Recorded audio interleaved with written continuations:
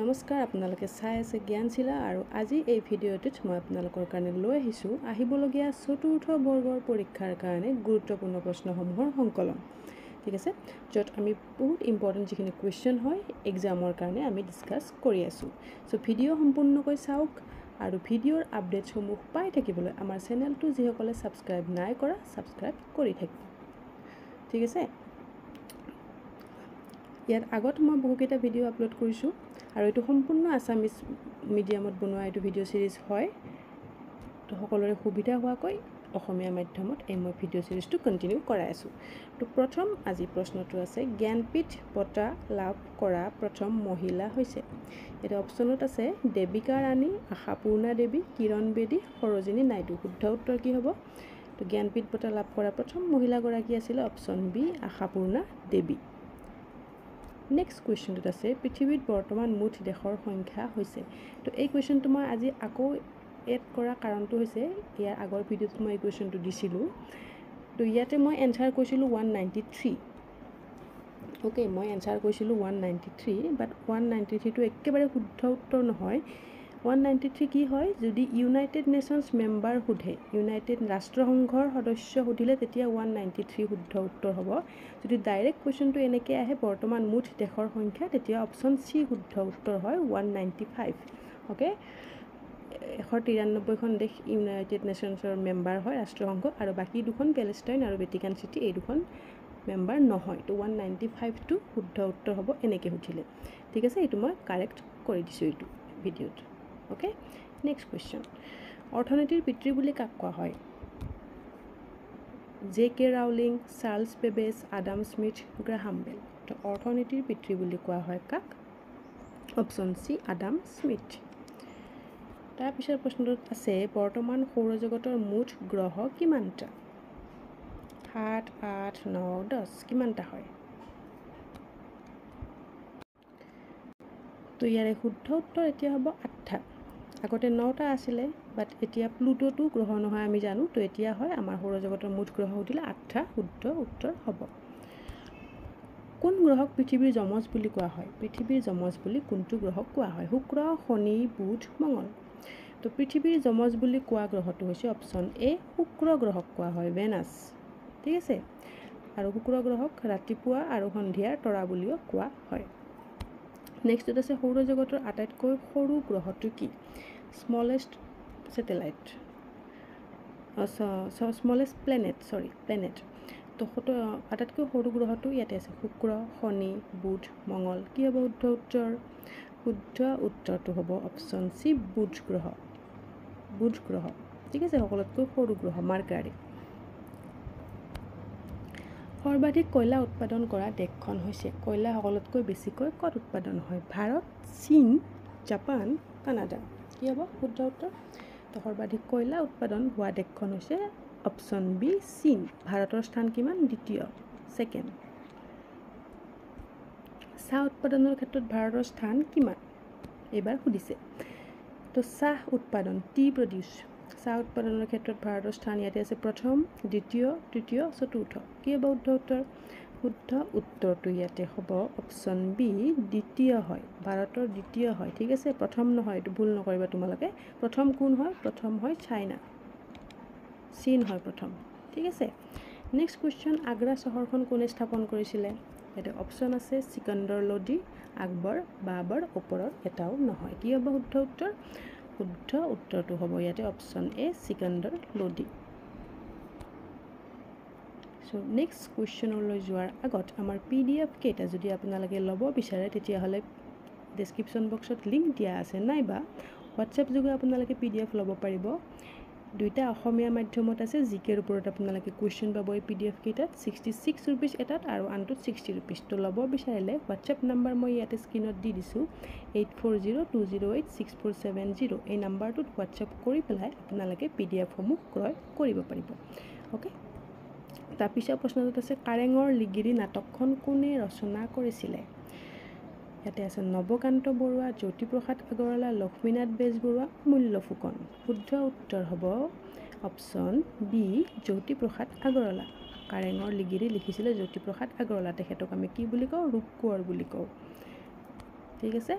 তাৰপিছত আছে মমতাৰ চিঠি কবিতাটোৰ লিখক কোন হয়? কোনে লিখিছিলে মমতাৰ চিঠি? হেম বৰুৱা, নৱকান্ত বৰুৱা, কেশৱ মহন্ত, গজেন বৰুৱা। তো মমতাৰ চিঠি কবিতাটো লিখিছে অপশ্যন এ হেম বৰুৱা। ঠিক আছে। আঘোণৰ কুঁৱলী কবিতাটোৰ লিখক কোন? এইবিলাক ইম্পৰ্টেণ্ট কুৱেশ্যন হয়, গ্ৰেড 4ৰ কাৰণে এনেকুৱা কুৱেশ্যনেই আহিব। তো আঘোণৰ কুঁৱলী এই কবিতাটো লিখিছে কোনে? ইয়াতে অপশ্যন আছে হেম বৰুৱা, নৱকান্ত বৰুৱা, কেশৱ মহন্ত, গজেন বৰুৱা। তো শুদ্ধটো হ'ব কি? অপশ্যন চি, কেশৱ মহন্তই লিখিছে এই কবিতাটো আঘোণৰ কুঁৱলী, যিটো আমাৰ ক্লাছ 9ত এই কবিতাটো আমি পঢ়িছিলোঁ কিতাপত। ইণ্ডোনেছিয়াৰ ৰাজধানী কি? Jakarta, Colombo, Madrid, বগোটা। তো ইণ্ডোনেছিয়াৰ ৰাজধানীখন হৈছে অপশ্যন এ জাকাৰ্টা। অ'কে। আৰু আমাৰ হোৱাটছএপ গ্ৰুপৰ লিংক ডেছক্ৰিপশ্যন বক্সত দি থোৱা আছে। তো তোমালোকে যদি গ্ৰুপটোত জইন হ'ব বিচাৰা তাত লিংকত গৈ পেলাই গ্ৰুপত জইন হ'ব পাৰিবা। নেক্সট কুৱেশ্যন, ম্যানমাৰৰ মুদ্ৰা কি? কিয়াত টাকা নগলট্ৰম জিনা। ইয়াৰ আগৰ ভিডিঅ'টোত আমি কৈছিলোঁ ভূটানৰ মুদ্ৰা ডিছকাছ কৰিছিলোঁ। তো আজি ম্যানমাৰৰ মুদ্ৰা কি মই এনচাৰটো কৈ দিম। ইয়াতে শুদ্ধ উত্তৰ হ'ব অপশ্যন এ কিয়াত। ভূটানৰ কি আছিলে? নগলট্ৰম। মাকাম নামৰ উপন্যাসখনৰ ৰচক কোন হয়? মাকাম এইখন কোনে লিখিছে? গজেন বৰুৱা, নলিনীবালা দেৱী, ৰীতা চৌধুৰী, অনুৰাধা শৰ্মা পূজাৰী। তো মাকাম নামৰ উপন্যাসখন লিখিছে কোনে? অপশ্যন চি, ৰীতা চৌধুৰীয়ে লিখিছে এইখন মাকাম। তেখেতে লিখা আৰু এখন জনপ্ৰিয় উপন্যাস কি হয়? দেওলাংখুই। দেওলাংখুই এইখনো মনত ৰাখি থবা। অনুৰাধা শৰ্মা পূজাৰীটো আমি ডিছকাছ আগৰ ভিডিঅ'টোত কৰিছোঁ। তেখেতে সাহিত্য একাডেমী পাইছিলে কোনখন বঁটা কিতাপৰ কাৰণে?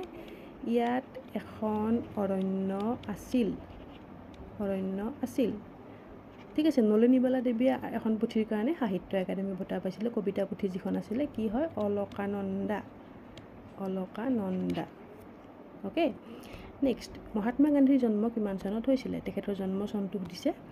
ইয়াত আছে 1869, 1879, 1888, 1891। কি হ'ব শুদ্ধ উত্তৰ? শুদ্ধ উত্তৰটো হ'ব অপশ্যন এ 1869।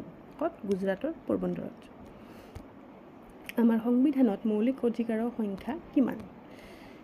5, 6, 7, 8। তো আমাৰ মৌলিক অধিকাৰ মানে ফাণ্ডামেণ্টেল ৰাইটছ টোটেল কিমানটা আছে? তো টোটেল আমাৰ মৌলিক অধিকাৰ আছে এতিয়া কিমানটা? 6টা। অপশ্যন বি শুদ্ধ উত্তৰ হ'ব। আগতে 7টা আছিলে, বাট তাৰ পৰা কি কৰা হৈছে? ৰাইট টু প্ৰপাৰ্টি, সম্পত্তিৰ অধিকাৰটো মৌলিক অধিকাৰৰ পৰা গুচাই দিয়া হৈছে আৰু এতিয়া হয় আমাৰ 6টা। অ'কে। সংবিধানত মৌলিক কৰ্তব্যৰ সংখ্যা কিমান? মৌলিক কৰ্তব্য কিমানটা আছে? 9, 10, 11, 12। মৌলিক কৰ্তব্য মিনছ ফাণ্ডামেণ্টেল ডিউটিছ। তো আমাৰ সংবিধানত মৌলিক কৰ্তব্যৰ সংখ্যা হৈছে শুদ্ধ উত্তৰ হ'ব অপশ্যন চি 11টা। 11টা হয়। ঠিক আছে। নেক্সট কুৱেশ্যন নম্বৰ 19, ইণ্টাৰনেট ব্যৱহাৰ কৰা প্ৰথম দেশখন আছিল কোনখন? চীন, ৰাছিয়া, ফ্ৰান্স, আমেৰিকা। শুদ্ধ উত্তৰ হ'ব ইণ্টাৰনেট ব্যৱহাৰ কৰা প্ৰথম দেশখন আছিলে অপশ্যন ডি আমেৰিকা। ঠিক আছে। কুৱেশ্যনবিলাক আপোনালোকে কেনে পাইছে কমেণ্ট কৰিবা তোমালোকে, আৰু ভিডিঅ'ৰ লিংকসমূহ শ্বেয়াৰ কৰিব। তোমালোকৰ বন্ধুবৰ্গৰ মাজত ভিডিঅ'ৰ লিংকসমূহ শ্বেয়াৰ কৰিবা যিয়ে এই পৰীক্ষাটোৰ কাৰণে প্ৰস্তুতি চলাই আছে। ঠিক আছে। নেক্সট কুৱেশ্যন নম্বৰ 20, আমাৰ আধাৰ নম্বৰটোত কিমানটা সংখ্যা আছে? আধাৰ কাৰ্ড সকলোৰে লগত আছে, সকলোৰে আছে। তো সেই আধাৰ কাৰ্ডখনত এটা নাম্বাৰ আছে। ঠিক আছে, এটা নাম্বাৰ আছে, তাত কিমানটা ডিজিট আছে সুধিছে ইয়াতে? 10, 11, 12, 14। কি হ'ব শুদ্ধ উত্তৰ? তাত আছে কিমানটা? এনেকৈ চাৰিটাকৈ লিখি থোৱা এনেকৈ নাম্বাৰ আছে। তো সেই নাম্বাৰ আছে টোটেল 12টা। অপশ্যন চি হ'ব শুদ্ধ উত্তৰ। অ'কে। ভাৰতৰ ৰাষ্ট্ৰীয় পতাকা কোনে ডিজাইন কৰিছিলে? আমাৰ নেশ্যনেল ফ্লেগখন ডিজাইন কোনে কৰিছিলে? মহাত্মা গান্ধী, ৰবীন্দ্ৰনাথ ঠাকুৰ, নন্দলাল বসু, পিংগালী বেনকাইয়া। আৰু শুদ্ধ উত্তৰটো হ'ব কি? Option D Pingali Venkayya. তাৰপিছত আছে মধ্যপ্ৰদেশৰ ৰাজধানী কি হয়? তো আমাৰ ষ্টেটসমূহৰ যিখিনি ৰাজ্য আছে ভাৰতৰ ৰাজধানী জনাটো বহুত প্ৰয়োজনীয় হয়, পৰীক্ষাত আহিব এইবিলাক। তো ইয়াত আছে ভূপাল, চিমলা, কানপুৰ, মিৰপুৰ। শুদ্ধ উত্তৰ কি হ'ব? মধ্যপ্ৰদেশৰ ৰাজধানী হৈছে ভূপাল। ভূপাল হয়। ঠিক আছে। সংবিধান দিৱস কিমান তাৰিখে পালন কৰা হয়? কনষ্টিটিউশ্যন ডে ইয়াত আছে 25 জানুৱাৰী 26 নৱেম্বৰ 17 জানুৱাৰী 1 মে তো কি হয় সংবিধান দিৱস পালন কৰা হয় অপশ্যন বি 26 নৱেম্বৰ তাৰিখে 25 জানুৱাৰী তাৰিখে কি পালন কৰা হয় ভোটাৰ্ছ ডে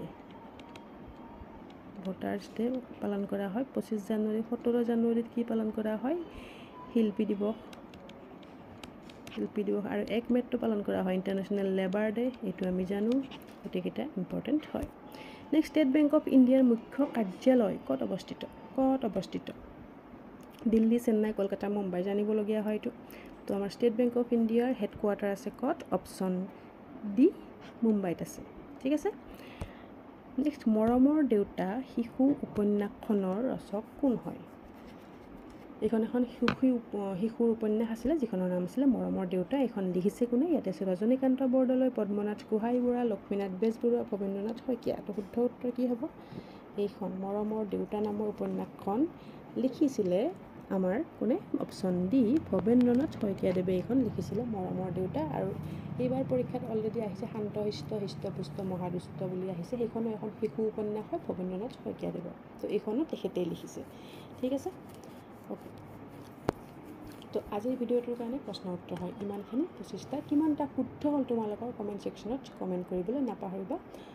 আৰু ভিডিঅ' কেনে পালা তোমালোকৰ ফিডবেকসমূহ আমাক জনাই থাকিবা আৰু যিসকলে আজি নতুনকৈ আমাৰ ভিডিঅ' চাইছে যদিহে চেনেলটো ছাবস্ক্ৰাইব নাই কৰা ছাবস্ক্ৰাইব কৰি থবা যাতে নেক্সট এনেকুৱা ভিডিঅ'সমূহৰ আপডেটসমূহ তোমালোকে সময়মতে পাই থাকা ঠিক আছে so' thank you so' much still then keep learning keep sharing see you চুন